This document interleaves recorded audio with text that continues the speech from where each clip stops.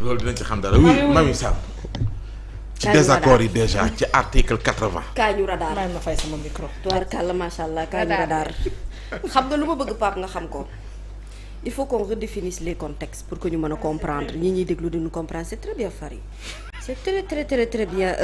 Salma Ibrahima c'est très bien vous avez bien fait Fall ndax Fall fi nga njëkkee Pape bëgg koo dégg waaye man mi dama ko fee répété ba sonn moo tax man tout le temps damay am ndam avatar damay bég c'est très bien c'est très bien Pape Ousmane Cissé sous le régime du président Macky Sall il y a eu des personnes yoo xam ne dañ leen a tëj emprisonné leen en vertu de l'article 80 bu code pénal sénégalais waaw c'est-à-dire que problème bi du problème mu article 80 parce que déjà l'article 80 il faut le redéfinir du article bi nga xam ne moo lié ak offense au chef de l'État du article 80 bu code pénal Pape Ousmane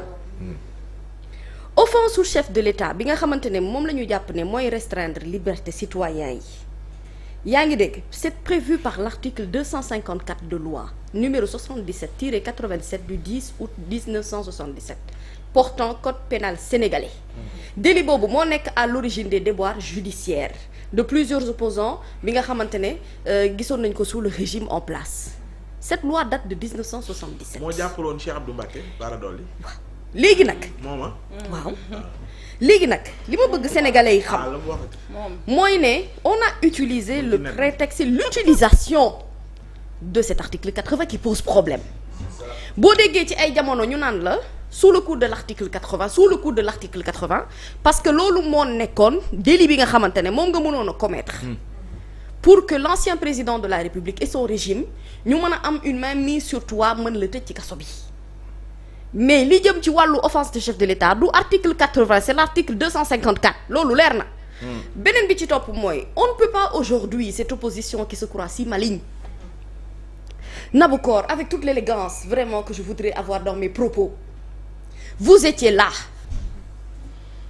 quand il s'agissait même de ce même article qui a été mal utilisé ou utilisé à bon escient ci ñoom ni mu leen arrangé woon ñu tënkee ko ci yooyu jamono ñooñu ñoo doon utiliser boobu prétexte loi article 80 situé ko ak li nga xamante ne moom mooy offense au chef de l'État alors qu'il n'en était rien des personnes ont été emprisonnées fii ngeen nekkoon ay nit ñoo xamante ne dañ leen tëj fii ngeen nekkoon dafa di la plupart ci ñoom ak ñi ko daan def ñoo faroon kon yow ci li nga xam ne yow foofu nga bokk fa nga far bu nit ñi di demoon dénoncer lu dëppoowul ak yoon yow mënoo ci woon a d'accord ñii daal ñooy ñaaw bàjjen ñoom ñoo war a mën a falu tey ne dañuy jël article bi nga xam ne ñoom moom lañ daan utiliser démb nañ ko effacer pour que ñoom ñu mën a am liberté wax lu leen neex sous le prétexte que si le président de la République a subi une offense que moom mën na porter boppam plainte qui a ce temps quand on réfléchissait sur cet article datant de 1977 s'il y a des irrégularités ce qu'il faut faire c'est corriger et rectifier et corriger et rectifier ça commence déjà ñu leeral nit ñi offense chef de l'État ban article la ci code pénal sénégalais et ne pas nous donner une mauvaise information une mauvaise orientation ci dans la compréhension des Sénégalais c'est ça la vérité article 80 bii ñu ŋàbb def ko rek ñoom ñooñu ko xamal te li tax ñu bëri doon kaas ñu mel ni man ak yow ak ñeneen nabu doon wax naan ñi ñuy jàpp sous le coup de l'article 80 c'est tellement facile parce que c'était le prétexte qui avait été utilisé dès lors. léegi nag man moo tax ma bëgg la laaj kan moo war a waxtaanee article 80 pour ñu supprimer ko wala ñu am ci ay coppite kan moo ko war a waxtaanee bu fekkee ñëwoon démb ñoo ko doon utiliser tey bëgg a toog bëgg cee waxtaan. non c'est-à-dire que ñoom ils n'ont même pas à s'immiscer ci li nga xamante ne moom mooy code pénal sénégalais bi li mu wax on n'était pas là-bas pour faire les assises de la justice ok on était là-bas pour parler de débat politique de parler de liberté et de démocratie parce que ñoom ñoo ko dugal sax ci point bi et je ne vois pas la pertinence d'avoir ce que ñu dugal ko ci loolu oui laa leen a liberté mais ce ne sont pas eux les juristes ce que je veux dire c'est que les donneurs de leçons d'aujourd'hui c'était les faiseurs d'hier dëgg loolu mooy sama problème man ñana les donneurs de leçons d'aujourd'hui ce sont eux les faiseurs d'hier ils étaient là fii lañ nekkoon pourquoi l'article 80 n'avait pas autant posé problème pourtant gis nañ ci ñoo xamante ne c'était leur concurrent lu jëm ci wàllum politique loo xam ne ci foofu la ñu sukkandiku Pape foofu laa bëgg a ñëw dama bëgg ñu xam ne offense chef de l'État article 254 la bu ñu rey problème bi mooy du ñu permettre aussi à ce pays qui n'a pas de frein ay nit ñoo xam ne dañuy toog wax lu leen neex soi-disant parce que article 80 boobu ñu bëgg a sukkandiku dafa tëb duñu ko tëbal. Maintenant on peut réformer, on peut réactualiser parce qu'une loi qui date de 1977 peut être revue recontextualisée par rapport ak li ñuy dund d'accord na qu'il y ait une limitation. C'est comme la loi sur la diffamation bi nga xamante ne moom moo opposé woon Ousmane Sonko ak Mame Mbaye Niang. Une loi sur la diffamation boo xamante ne ni. dañ koo takkaleeg éligibilité nañu waxante dëgg. te pourtant cette loi là elle est prévue par l'article 258 du code pénal. éligibilité nan ko booleeg détournement de deniers. xoolal l'article 258 du code pénal sur la loi sur la diffamation nous dit toute allégation ou imputation d'un fait qui porte atteinte à l'honneur ou à la considération de la personne du corps auquel le fait est imputé est une diffamation. La définition elle est claire. Mais sur l'affaire Ousmane Sonko c'était une occasion saisie pour aujourd'hui ñu mën a saisir benn prétexte boo xam ne moo koy permettre wala moom mooy tax mu am frein ci carrière politique bi nga xamante ne moom la bëgg a am. Ils ont peur en réalité de aujourd'hui ce que l'article 80 mën a def ci ñoom la vérité mooy dañoo tiit parce que bu fekkee ni ñu ko daan jëfandikoo ñii fi nekk amuñu xel di ko jëfandikoo ñoom nañ ko daan jëfandikoo ñu bari ci ñoom waxuma sax ñu xool ndax am nga parti de waxuma sax ñu xool ba xam ndax yow wax nga dëgg yàlla tu es sous le régime déclaratif d'un parti politique de waxuñu nga mën a exister waaw wala déet c'est que xam nga coow li lan la. mooy la nga daan def ñeneen ñi tëj leen ci kaso bi moo lay daal. Donc il faut mener le plaidoyer pour que ça soit enlevé on ne l'enlèvera pas. plaidoyer bi sax dem na ba ci ñi tëj kaso nañu génn. waaw léegi du xam nga ñi ni tëj kaso. mënuñoo génn parce que ñi tëj kaso dañoo commettre ay délits. ku commettre délit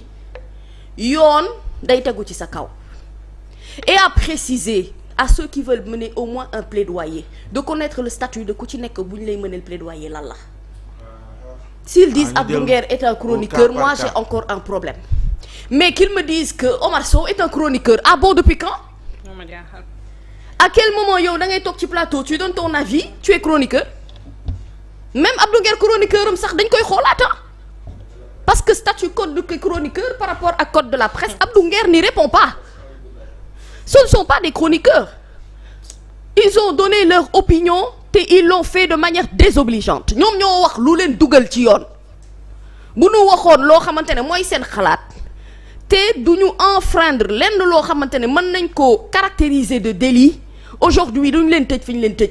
fii détenu politique amu fi encore une fois détenu politique ba muy am ci ay jamono xamoon ngeen ñan la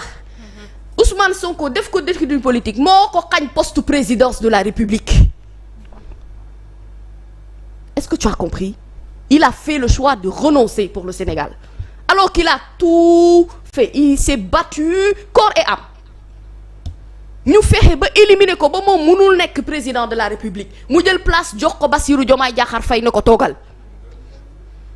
kon ñun xam nañ lan mooy terme détenu politique. teewul Moustapha Cissé Lo nee na am na lu ko dese. On peut donner on peut donner des opinions tu sais on n'est pas obligé d'être d'accord ak gouvernement bi amul problème.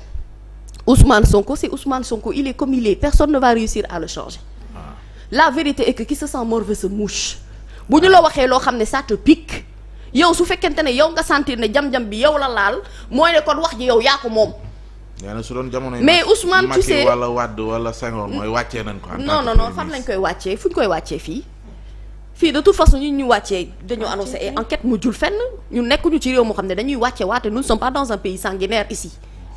Je suis désolé. ñun ci poste bi. non mais poste bi ce que je veux dire c'est que Ousmane Sonko xam nga mënul laq-laqal seen ñoom mënuñu ko bëgg parce que le franc-parler de Ousmane dérange Ousmane ba mu bëggee wax ak député boobu borom kii Ori si nu mu tudd. ni Mamadou Mbaw. nu mu tudd kii Abdou Karim Sall. ba mu ko waxee pourtant daf ko interpeller directement Abdou Karim Sall la ko wax ko la mu koy wax biir Assemblée nationale quelqu'un boo xam ne du fente sa tour du la moytu buy wax ak yow danaan yow carrément Abdou Mbow wax carrément Thierno Alassane Sall wax carrément keneen kooku il ne cache pas ses propos le fait est que dañ ko wax ci assemblée mu tontu leen ci assemblée bu ñu duggee ci géewu politique dañuy politique géemu bandi la booy jeex na dañuy politique c'est tout loo wax rek xamal ne am na luy ñëw Ousmane nag dérange parce que tout dans Ousmane Sonko ñoom il n'arrive pas à le contrôler c'est un homme boo xam